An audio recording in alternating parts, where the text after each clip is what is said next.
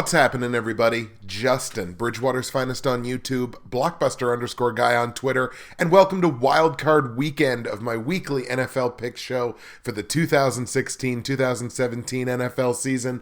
The playoffs are upon us. 17 weeks of the regular season have come and gone, and the games are now, you're either good enough or you're not good enough. Same goes for our game. The picks are either good enough or they're not good enough.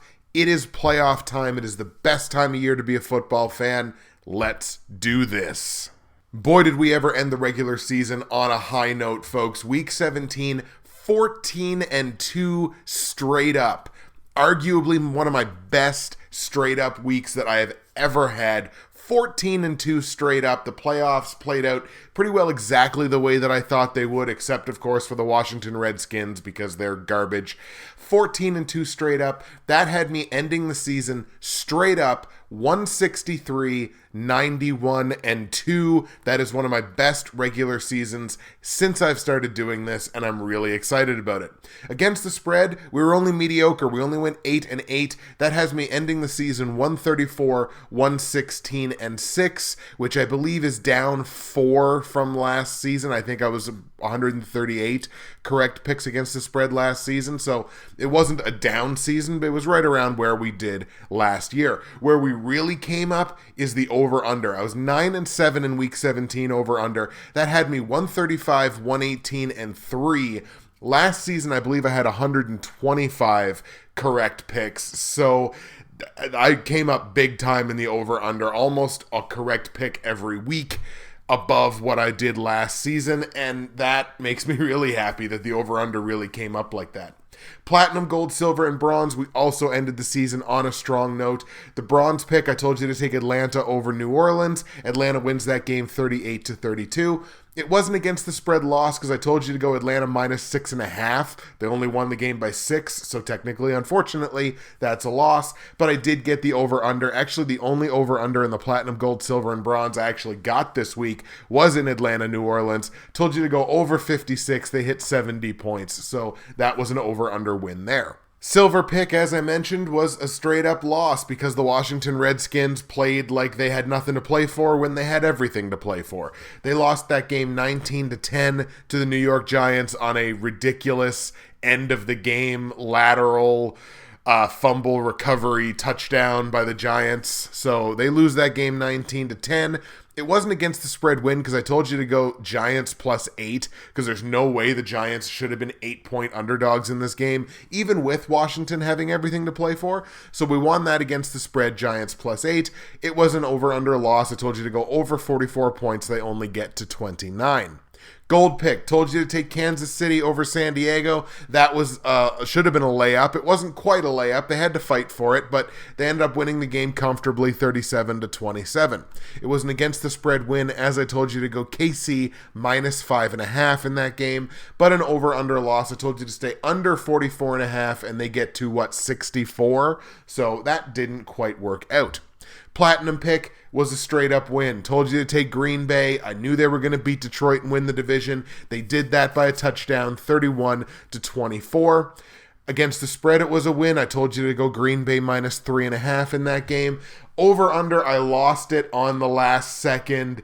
Hail Mary, basically, touchdown by the Lions to bring it within 7 points. I told you to stay under 49 points. It gets to 55 because of that touchdown, so almost had that one. So we end the season 3-1 straight up, 3-1 against the spread, but only 1-3 on the over-under in the platinum, gold, silver, and bronze. And here's how those picks ended the season. The bronze pick, I ended up 10-7 straight up. Was better than where we were sitting a few weeks ago, I believe at 7-7, so I was at a 3-game win streak there to end the season. Only 7-9-1 against the spread and 9-8 on the over-under. Silver pick, 13-4 straight up. That's excellent. 11-6 against the spread. That was actually my best against the spread mark in any of these picks, was in the silver picks, and 9-8 on the over-under as well. Gold pick, 15-2 straight up, which is right where you want to be. 10 and 7 against the spread, and my best over-under mark of any of the picks, the gold pick, was 10 and 7 on the over-under. And the platinum pick, also 15 and 2 straight up, also right where you want to be. 10, 6 and 1 against the spread, we'll take that, but only 8 and 9 on the over-under, so should have been a little bit better on the over-under with the platinum pick. In total, the platinum, gold, silver, and bronze picks, 53 and 15 straight up. That's a great season mark across 17 weeks. 53 and 15 straight up, 38, 28, and 2 against the spread. We'll take that.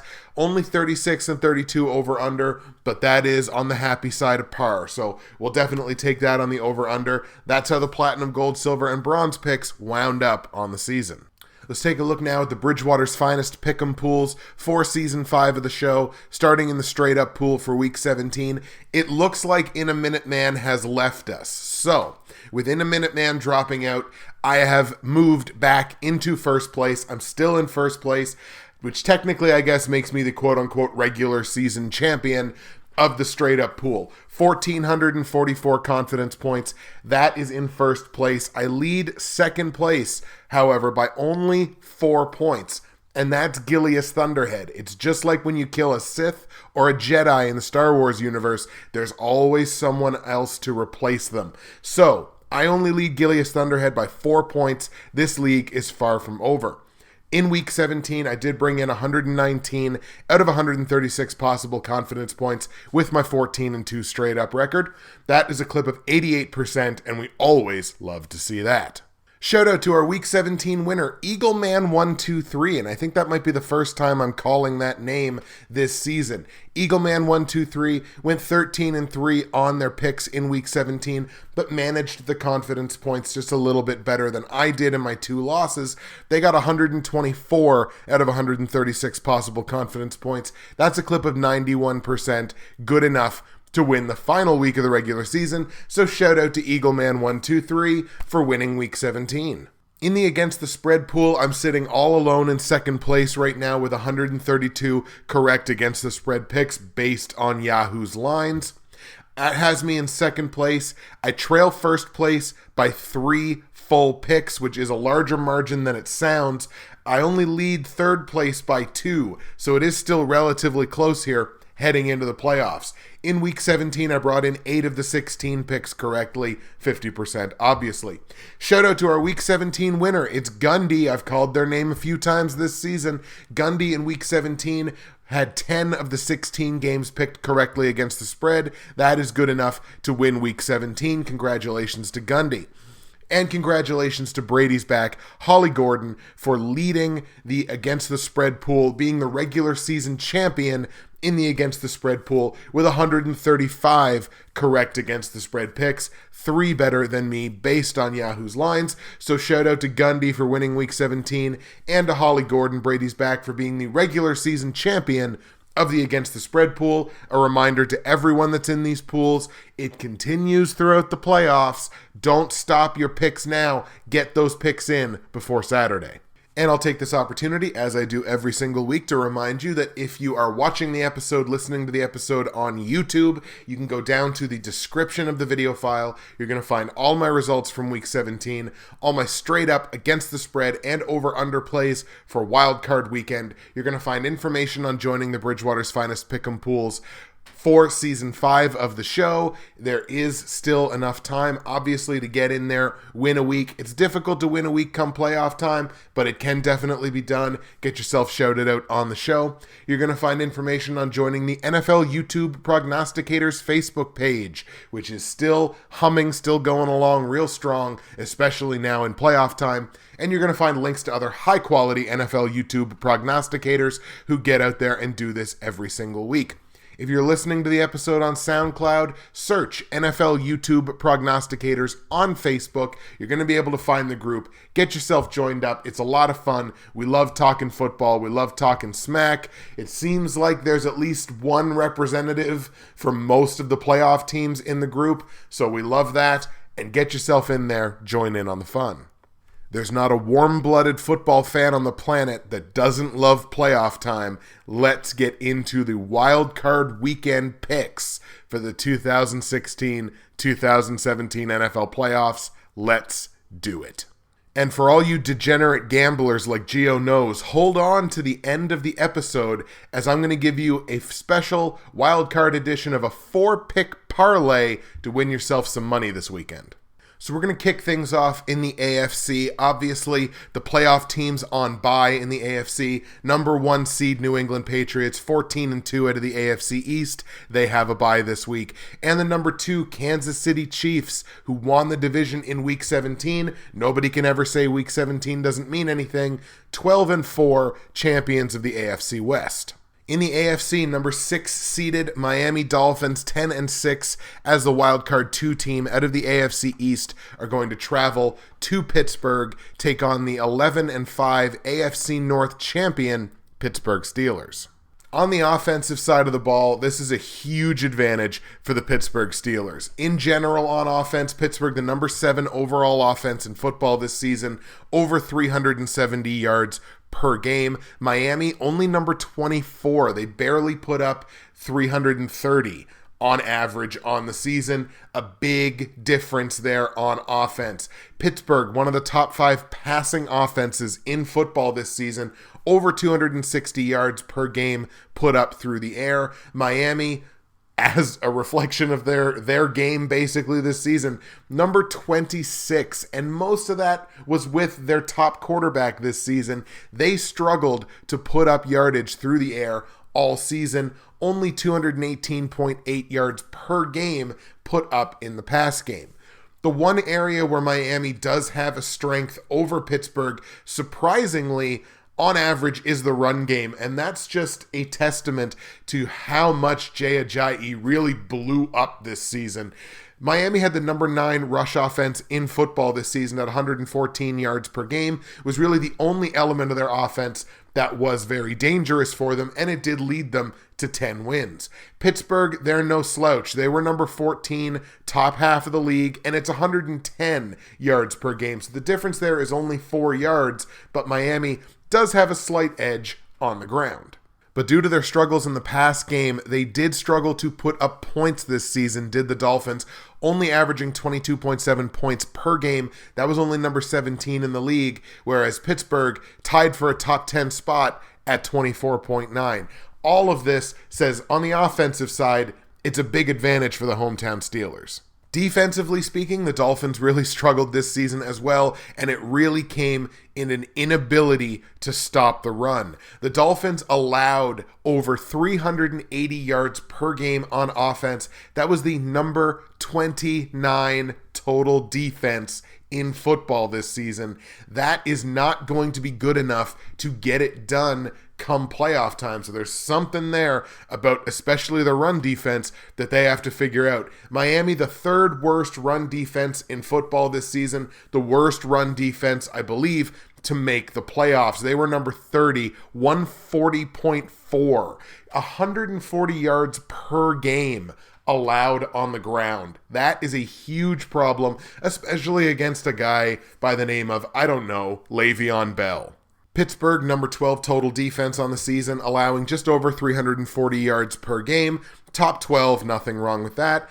The secondaries, Miami was actually just the tiniest little bit better in the secondary than was Pittsburgh this season. Pittsburgh showed some weakness in their secondary, which I think has been a trend for them over the last couple of seasons.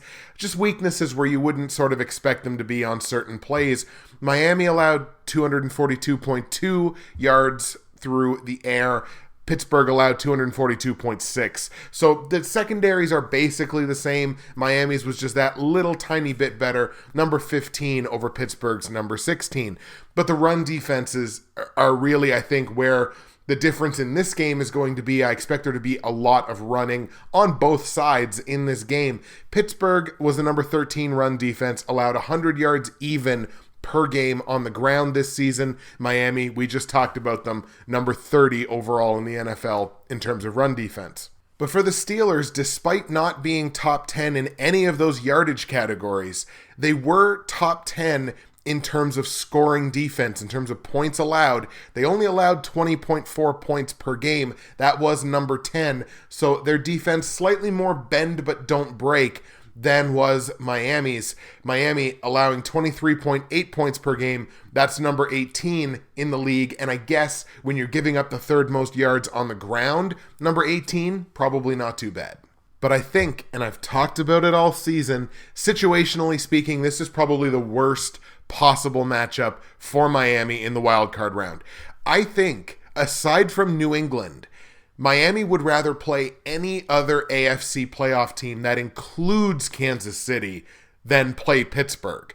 Pittsburgh at home this season was just dynamite. 6-2 at home, outscoring opponents by an average score of 28-21. That's a full touchdown, folks, and that's how good Pittsburgh was in Heinz Field in friendly territory this season. Miami, they were only an average road team. They won 4 of their 8 road games. They went 4-4. They did their job on the road, which means they were 6-2 at home as well. They ain't playing at home. 4-4 on the road, but they were outscored in those games by an average score of 23-20. And what that indicates to me is despite being 500 on the road, Miami was a little more prone in their losses to being blown out. And this is the kind of game, the kind of building, the kind of team on the other side that has the propensity to blow out opponents at home. And that's what I think is going to happen. Dolphins fans, and I know there's a few of you listening because I've heard from a couple of you in the comments, it is a huge deal that you guys made the playoffs. That's huge. That's awesome. That's great for your franchise. It's great for another team in the AFC East to have shown strength this season where others just plain didn't. It's nice. It's great. Unfortunately for you, I think your playoff run ends here. I'm going to go with the Pittsburgh Steelers at home in a good situation to beat the Miami Dolphins. On the line, Steelers are favored by 10 points. It seems like a huge line to me, especially in a playoff game. Maybe almost a little insulting to the Miami Dolphins, but the Dolphins can't stop the run. They cannot stop the run. And when you have Le'Veon freaking Bell on the other side, if you can't stop the run, you're probably going to get blown out. And then even if you can stuff 8 guys in the box, hold Le'Veon Bell to some human numbers, you still got Ben Roethlisberger back there. Look, I know these two teams played earlier this season. I know Miami won that game. That game was in Miami, and Ben Roethlisberger was pretty darn limited for the second half of that game. So I know you won that game. I think it was, 30-15? That was a huge win for you to beat a quality opponent, a playoff opponent in the Pittsburgh Steelers. The Steelers were not the Steelers, really. They were playing on the road, and their quarterback was limited for the second half of that game. You're probably not going to have the quarterback being limited in the second half of the game situation here, and you're definitely not playing the game at home. I'm going to go Pittsburgh -10 because I honestly think this game is not going to be overly close. Total in this game is 47 points. I'm going to tell you to stay under on it because we also have the situation where we don't know what we're going to get out of Miami's quarterback play. If you get all right quarterback play, maybe this total goes over, but I'm going to play it safe. I'm going to tell you to stay under 47 points. Let's go Pittsburgh 28, Miami 17. That's how I think it's going to finish. That's 45 points.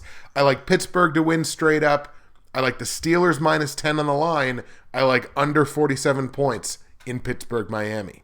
The other AFC playoff matchup sees the Oakland Raiders 12-4 within a hair of winning the AFC West.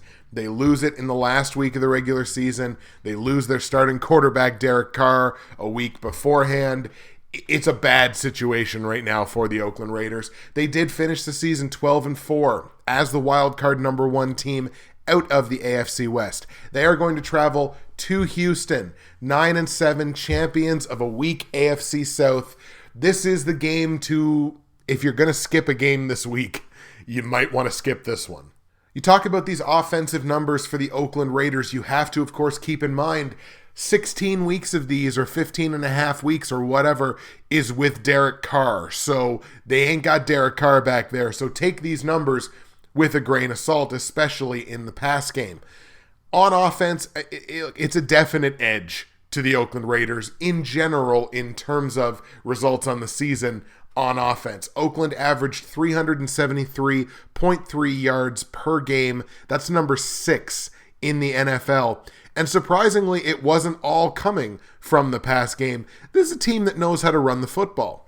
Houston, on the other hand, the number 29 total offense in football this season, only 314.7. That is due in no small part to an absolutely anemic pass game, thanks, of course, to Brock Osweiler, the $72 million chump, basically.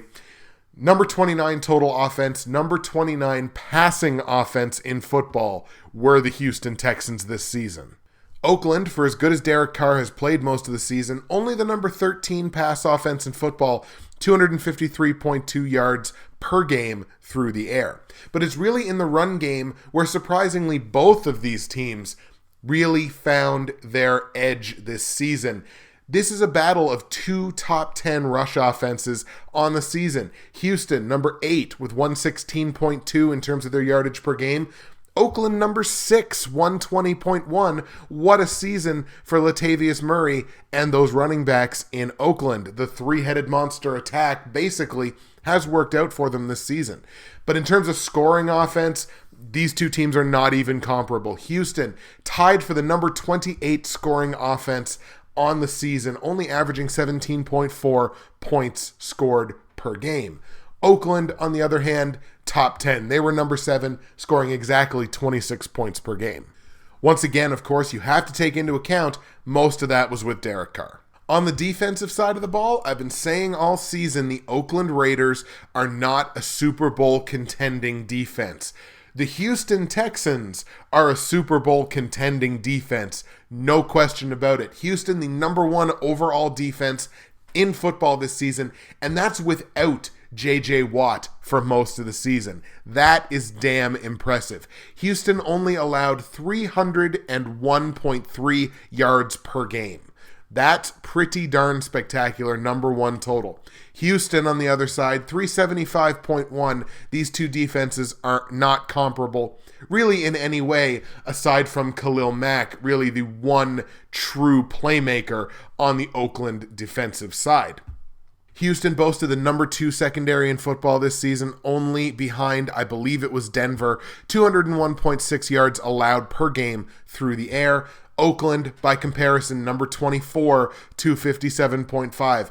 Oakland really struggled to stop the pass this season. They struggled to stop the run. They struggled to stop everything.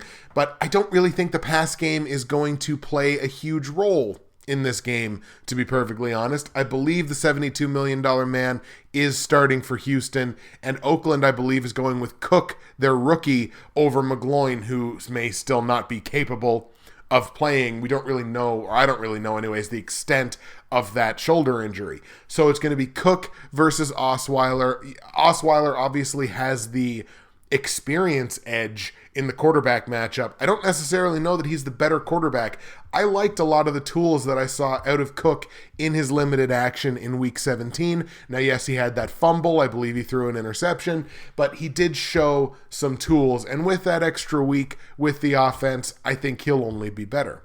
Houston was by no means an impregnable run defense this season. They were top 12 in the NFL, nothing wrong with that. 99.7 yards allowed per game on the ground.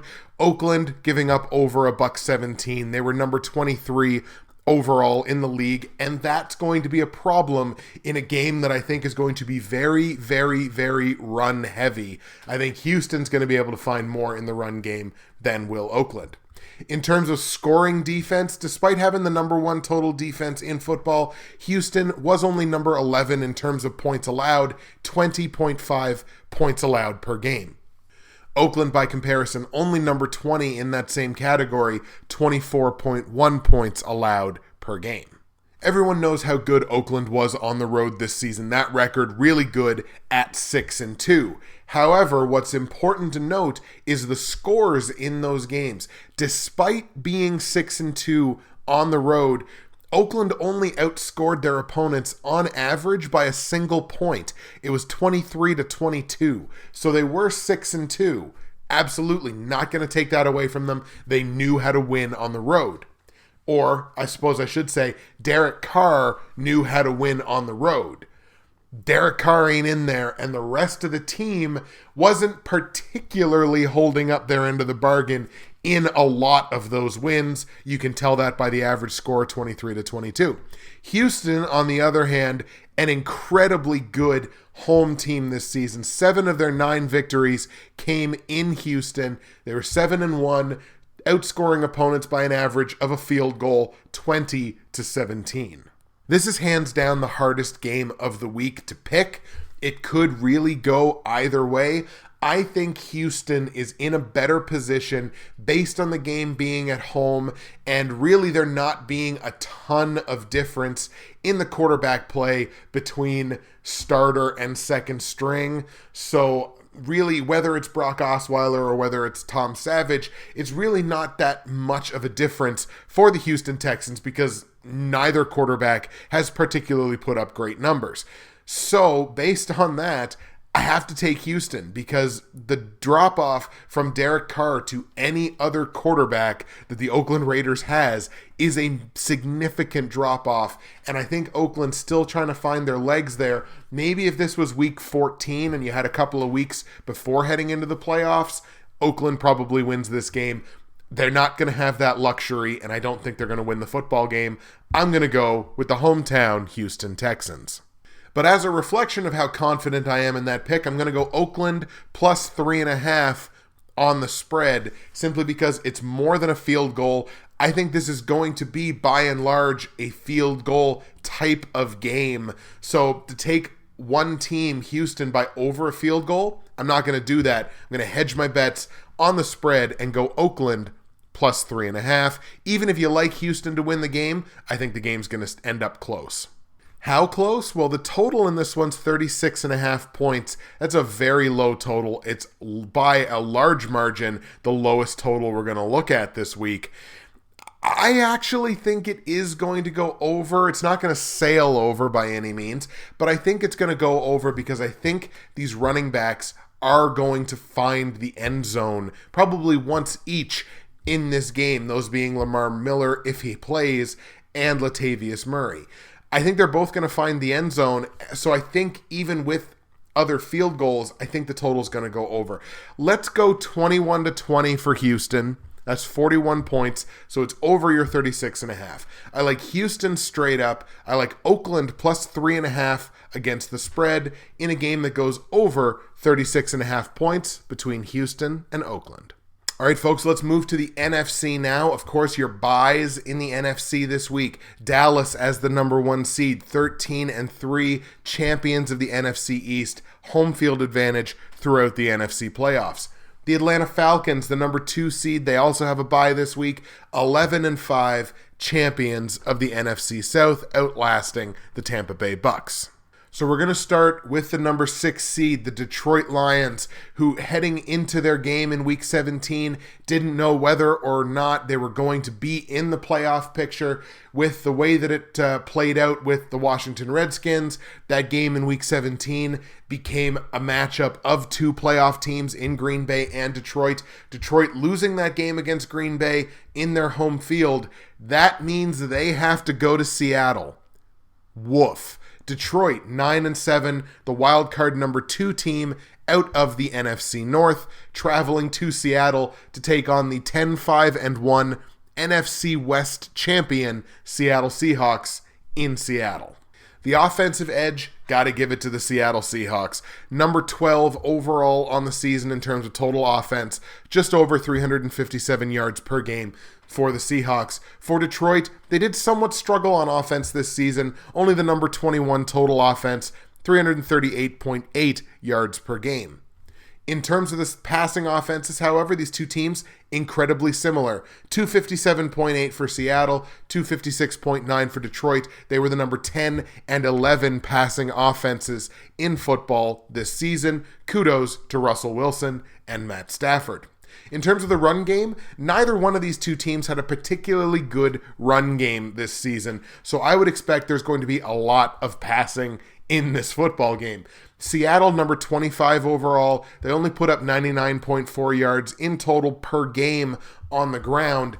Detroit couldn't find a run game all season. Their running backs are basically just wide receivers. So number 30 run offense in football this season, 81.9 yards per game on the ground. Not a good running season for Detroit. But in terms of scoring offense, which is really what matters, how many points are you putting on the board, these two teams were incredibly close. Seattle tied for number 18 in terms of scoring offense, 22.1 points per game. Detroit all alone in number 20 in that category at 21.6. But taking the whole offensive picture, got to give the edge to Seattle. On the defensive side of things, Seattle just spent another season doing Seattle things. Top 5 overall defense for the Seattle Seahawks. Number 5 overall, in fact. 318.7 yards per game allowed by that Seahawks defense. Detroit, they weren't great, but they weren't bad by any means. 354.8 has them at number 18 overall in the NFL. Top 10 secondary for the Seahawks, number 8 in the NFL, 225.8 in terms of yards allowed in the passing game. Detroit, they did struggle in the secondary a little bit this season. 248.4 puts them at number 19 overall in the NFL. Seattle, again, top 10 run defense as well. Number 7 overall in the NFL, 92.9 yards allowed per game.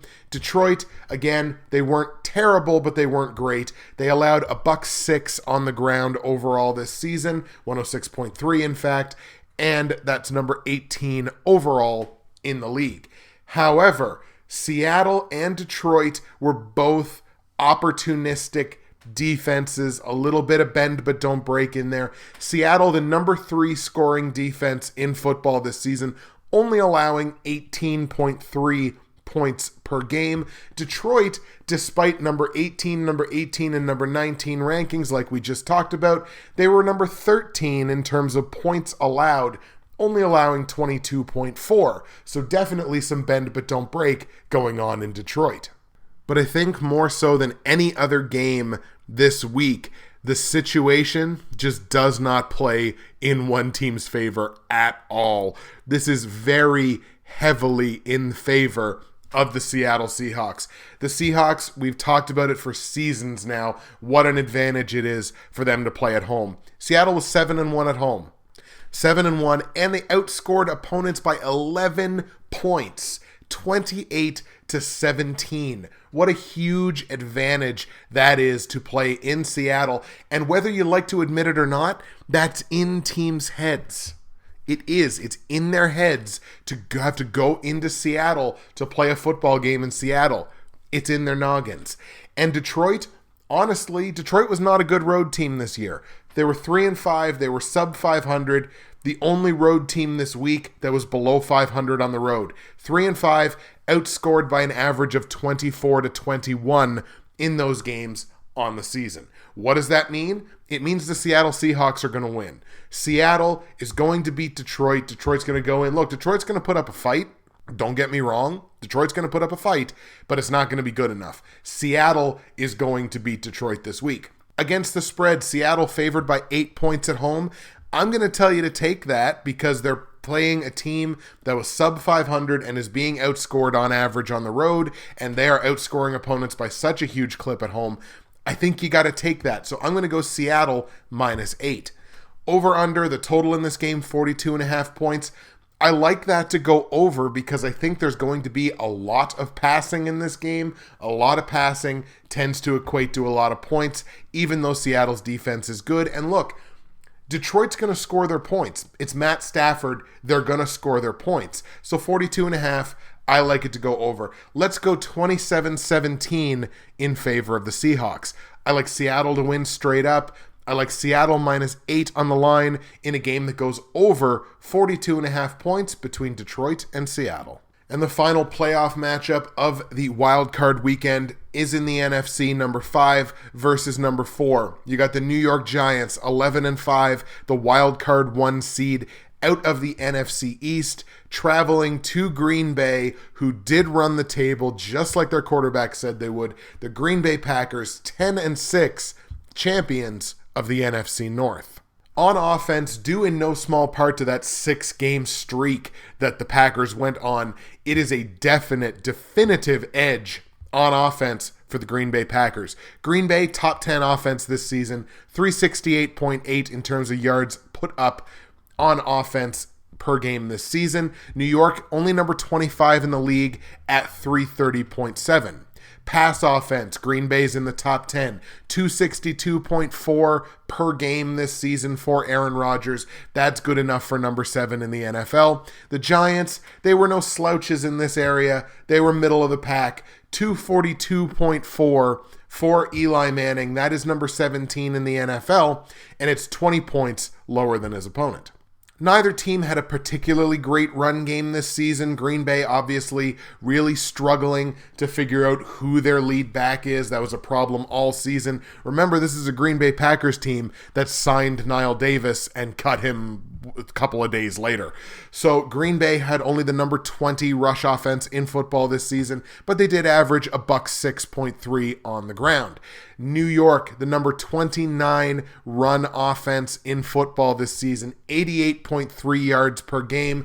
They struggled on the ground all season as well. In terms of scoring offense, again, due in no small part to that huge 6-game run that the Packers went on. The Packers are a top 5 scoring offense on average this season. That's 27 points per game, has them number 4 in the NFL. The Giants, on the other hand, they struggled to put up points all season. 19.4 points per game is only good enough for the number 26 offense in football this season. But in a classic matchup of offense versus defense, the Giants' defense definitely has the edge in this football game. The Giants' top 10 total defense this season at exactly number 10, allowing 339.7 yards per game on defense. Green Bay, on the other side, due to the fact that they really couldn't stop anybody in their secondary this season, 363.9, only good enough for the number 22 total defense in football. And again, that's secondary for Green Bay. They were the second worst secondary in football this season, 269.3 yards per game allowed through the air. That plays right into Eli Manning and the pass offense for the New York Giants. The Giants, they were only the number 23 secondary in football this season, so they were certainly nothing to write home about in terms of pass defense. 251.1 yards allowed per game. Where both of these teams really excelled is in the run defense, especially for the New York Giants, who were tied for a top 3 run defense this season, 88.6 yards per game allowed on the ground by the Giants. That's an excellent mark. The Packers were also top 10 in this category, allowing only 94.7 yards per game on the ground. I don't think this is going to be much of a ground attack in this game. But like we said before, what does it come down to? It comes down to who can score points and who can keep points off the board. And there's only one team in this matchup that managed to keep points off the board at an elite level this season, and that's the New York Giants. 17.8 points allowed per game was number 2 in the NFL this season. They were an elite defense this season. The Packers, again, due in no small part to the fact that they really couldn't stop much of anybody through the air, allowed 24.3 points per game. That's only good enough for number 21. Despite being far and away the better defense, this situation does not bode well for the New York Giants. The Giants were an average road team this season. How average? They were 4-4, 500. Nothing wrong with that. You did your job, 4-4 on the road. But the scoring in those games was 18-18 on average. 18 points scored, 18 points allowed. So there you go. They were the definition of the average road team this season. And they did show more defensive vulnerabilities on the road than they did at home. Green Bay, incredibly good at Lambeau Field this season, 6-2 overall, outscoring opponents by a full touchdown, a full converted touchdown, 28-20 on average in Lambeau Field this season. What do I think that equates to? I think it equates to a Green Bay Packers win, despite the fact that objectively, the Giants are... Boy, I was about to say that, wasn't I? I don't know objectively who's the better team here. I think it's very close. I think it's like a 1A, 1B situation if these are the only two options. The Giants might objectively be a more complete football team, especially on the defensive side of the football. But I can't go against Green Bay in Green Bay, so I've got to go with the Packers. However, on the spread, Packers are favored by 4.5 points at home. I can't do that. I got to go New York Giants plus 4.5 because the Giants could win this game. They could absolutely win this game. I just don't think they will, but they absolutely could. Total in this football game is 44.5 points. I like it to go over because I think, again, it's going to be a lot of passing, sort of the same in Seattle, Detroit. I like it to go over 44.5. Let's go 27-23 for Green Bay. I like the Packers to win straight up. I like the Giants to cover plus 4.5 in a game that goes over 44.5 points between Green Bay and the New York Giants. There we go, folks. There are your picks. I'm going to go over them here with you just one more time in case you showed up late. In Pittsburgh, Miami, I like Pittsburgh to win the game at home. I like Pittsburgh to cover -10 against the spread, and I like the game to stay under 47 points, 28-17. In Oakland at Houston, I like Houston to win the game at home, but I like Oakland to cover plus 3.5 on the spread in a game that goes over 36.5 points. I like it 21-20. In Seattle, Detroit, I like Seattle to win that football game.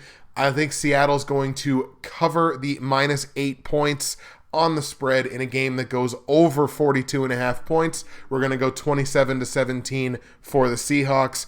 And in Green Bay, New York, I like Green Bay to win the football game straight up, but I like the Giants to cover plus 4.5 points in a game that goes over 44.5, 27-23 for the Green Bay Packers. So, like I mentioned to you earlier, here's a little 4-pick parlay for you gambling degenerates out there. This is a parlay that I will be playing this week. Little 4-game, we got 4 games on the slate. Why not do a 4-game parlay? So, we're going to play the totals in Pittsburgh, Miami, and Seattle, Detroit. We're going to stay under 47 points in Pittsburgh, Miami, and we're going to go over 42.5 points in Seattle and Detroit. In the Oakland game, I'm going to tell you to take the spread there. Oakland plus 3.5. Oakland could win that game straight up. I don't expect it to be a non-competitive game. I expect this to come down to the last couple of plays. So let's go Oakland plus 3.5. And let's take Green Bay on the money line to beat the New York Giants. A $25 bet's going to get you $260 plus, and who doesn't love 10 timesing their money? If you want to play this parlay with me, good luck to you and good luck to me. I think that's how it's going to go down. Nothing from SoundCloud this week, so we're going to go back to YouTube for the comment of the week. The comment of the week from the Week 17 video is going to go to my man Sean Cote. Sean had an excellent comment about 5 days ago. Looked forward to your videos and podcasts all season. I love the format. Just my opinion, but I prefer the longer videos that go a bit more in depth. Thank you very much for that, Sean. Gives me something good to listen to while I'm suffering on the job. Keep up the good work, Justin.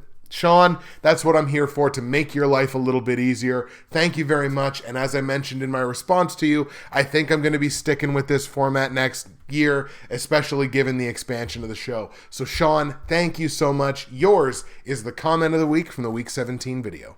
All right, folks, that is going to do it for Wildcard Weekend. We got our games coming up Saturday and Sunday. I can't wait for them. Again, just another reminder, if you're in the Pick'em pools, the Pick'em pools are continuing throughout the playoffs. Do not forget to get your picks in. Good luck on that parlay if you choose to play it with me. Thank you very much for the support.